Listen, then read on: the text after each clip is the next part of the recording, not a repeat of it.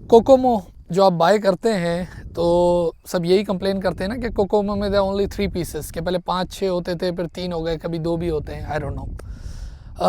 आज का जो हमारा टॉपिक है वो है श्रिंकफ्लेशन, नॉट इन्फ्लेशन। एक तो होती है ना इन्फ्लेशन जिसको आप कहते हो महंगाई, आज का टॉपिक है श्रिंकफ्लेशन।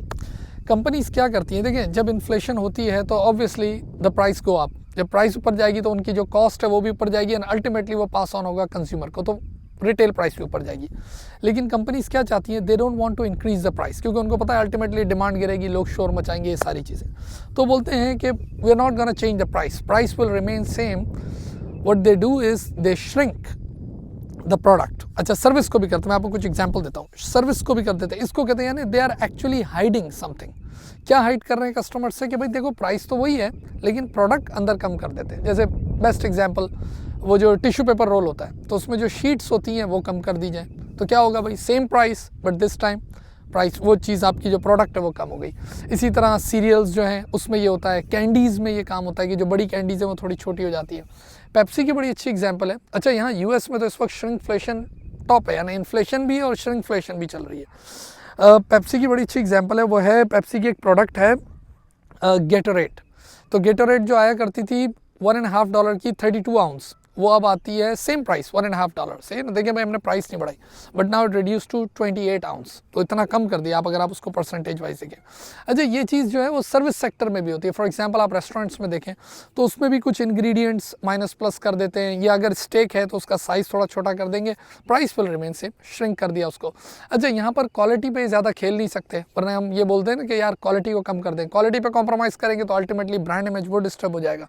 तो वो सिर्फ quality it remains constant, price remain constant, किसी तरह प्रोडक्ट को श्रिंक कर देते हैं, सर्विस को। अच्छा, एयरलाइंस भी करती हैं। एयरलाइंस कैसे करती हैं भाई, अपनी कुछ प्रोडक्ट में तो करती हैं लेकिन साथ साथ जो सीट का साइज़ है ना उसको कम कर देते हैं कि सीट का साइज़ कम हो गया तो ऑटोमेटिकली प्रोडक्ट कम हो गई। सही है ना भाई, अब ज़्यादा लोग भरने जहाज़ में विद द सेम प्राइस।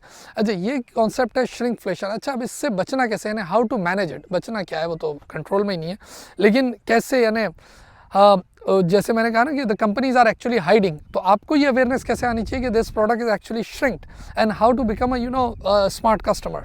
तो उसके लिए एक तो ये होता था कि हम इस तरह सोचते थे कि यार यही प्राइस है, उस प्राइस में मुझे ये प्रोडक्ट मिल रहा है, लेकिन प्रोडक्ट हो गई ये कम। तो उसके लिए होगा ये कि आप उसको पर यूनिट या पर आइटम या पर केजी या पर मिलीग्राम उसको कंप्यूट करें, यानी उसको डिवाइड करें कि यार इतने में अगर इतने आउंस मिलता था तो डिवाइड करें तो पर एमएल कितना हो रहा है और अब पर एमएल कितना हो रहा है, तो अल्टीमेटली आपको लगेगा कि पर एमएल प्राइस और per unit price is up.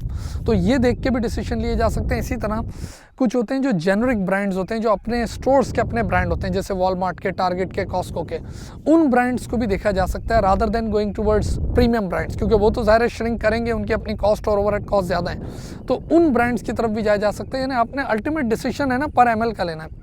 मैं तो जब भी कॉस्को जाता हूँ मैं देखता हूँ कि वहाँ उन्होंने हमेशा, यानी it's not only about inflation shrinkflation, हर जगह उन्होंने पर एमएल की कॉस्ट लिखी होती है और जिसकी बिना पे आप डिसीजन लेते हो, और वो उनके अपने ब्रांड ही आपको ज़्यादा मोटिवेट कर रहे होते हैं, जो उनके अपने जेनरिक ब्रांड होते हैं और इंटरनल ब्रांड्स हैं। अच्छा, एक और कॉन्सेप्ट भी है, वो कहलाता है स्किमफ्लेशन। वो जैसे मैं आपको होटल्स की मिसाल दूँ, अमूमन सर्विस सेक्टर में होता है। जैसे आप होटल्स में होता था ना कि पहले हर दिन let's say you are checking in today and checking out after 4 days, तो हर 4 दिन वो आपको रूम सर्विस देते थे, लेकिन अब ऐसा नहीं करते।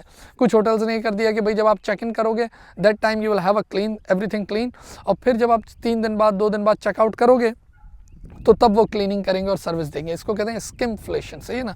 या फिर वो क्या करते हैं कि कई ऐसी प्रोडक्ट्स हैं जैसे क्या कहते हैं टॉवल्स हैं, उसको आके क्लीन नहीं करेंगे, वो एक दफ़ा दे दिए, और कुछ ऐसे कस्टमर्स होते हैं जो 2-3 दिन चला लेते हैं नॉर्मली, या टूथपेस्ट हो गई, टूथब्रश हो गई, ये सब चीज़ें क्या करेंगे ऑन डिमांड आपको प्रोवाइड करेंगे। अगर आपने नहीं लिया हुआ, अगर आप डिमांड नहीं करोगे तो दे नॉट गोना प्रोवाइड, सही ना, वो दे रहेगा।